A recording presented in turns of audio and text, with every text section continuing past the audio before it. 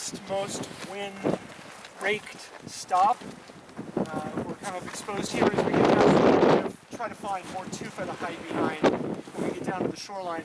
This is an important spot though because, as some of you have noted, this is where the boardwalk starts and the paved trail ends, and this is pretty much where the lake is going to be managed at in the future. It's actually being managed right now so it gets to this level in the future. And this came about because of changing values.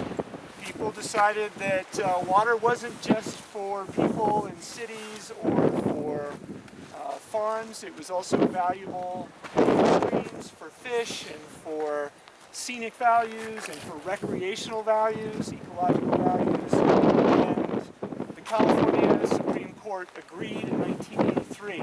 There was the Mono Lake case that was brought on by the Mono Lake Committee, California Audubon, and that lawsuit basically said that these public trust values, not just water for people, but for ecology, recreation, scenic values, those were values held by all people in the state of California. The city of Los Angeles didn't have the right to destroy them and ruin it for everyone in California.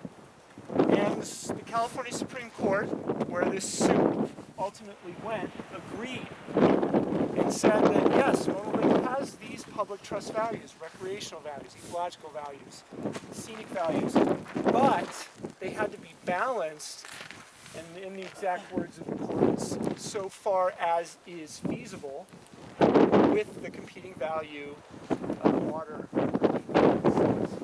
That is a public trust value too. So it didn't say that these values were more important. It said that they have to be considered as an equal value and balanced with the need for water for people. Why is this a big deal? Any ideas? Is that a precedent? It leaves it open-ended to population growth to draw what you need. Yes, and this was a precedent, and yes, in terms of values.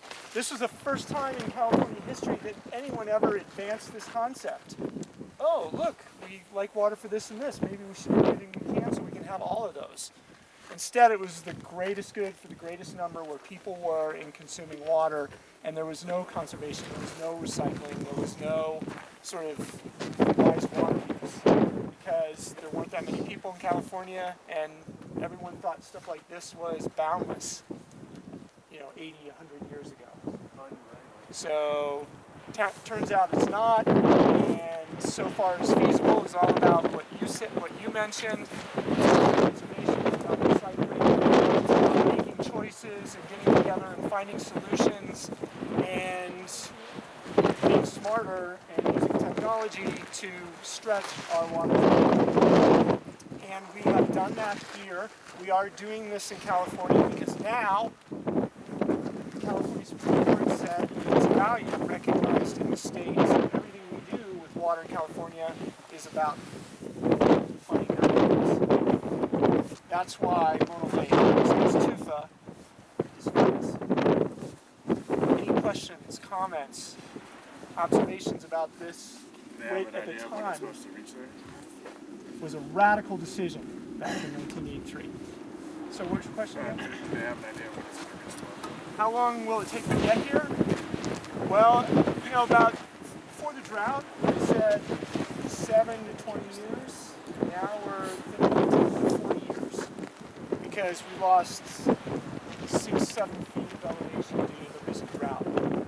This year, we're going to gain at least a couple of feet back of that. So, How much has this gone up in the last about a foot. About a foot? Yeah. Since January 1st, about a foot. So, Are you guys talking about the land bridges to the islands? yes. So, one of the stories of Mono Lake is the gulls, which nest on Nedget Island. You saw that in the movie. You can see Nedget Island, that little black cinder cone that's poking up just past Paloha Island. That has, there's some islands next to that all the gulls have been recently nesting on. Ultimately, the gulls get returned to Nedget. You need a higher lake level for that. But now there's such a big, expansive, shallow lake bed that's been exposed to the receding lake that coyotes are getting close to those islands. Gulls, and it's a threat to the gulls. Even the last one comes up this year. So one of the things we're going to do, or we have started to do, is raise money for a small stock fence. It's very mobile and it's solar powered. We can put it up in April, get it up in time for the gulls, tear it down in August. And then hopefully by next year the lake will be high enough we won't have to worry about it. So yeah, good question. How much does a fence like that run? It's up on Indiegogo, and we've raised, I think, over $3,000 now, and our goal is $10,000 to pay for materials. So not very expensive. Yeah. I think $10,000 is cheap for You're a nonprofit. for about a mile of fence for Yeah. a nonprofit. We have all the permits from the state; they're on board. The Forest Service is on board, so we just need the materials, and we've got people lined up to put it up. Just the timing Try to issue. get funded for that. Well, we're getting the word out and getting funding, and I mean, it's only been up for about a week, 10 days, and we have $3,000. We're feeling hopeful. So, but if anyone wants to chip in a few bucks, just do California Gulls and go and you'll find it. Or just buy a ticket and show up to the Wild and Scenic Film Festival. All that stuff helps. Great. Should we head down to the lakeshore? All right. Excuse me. Is there any fish in the lake? Go fish.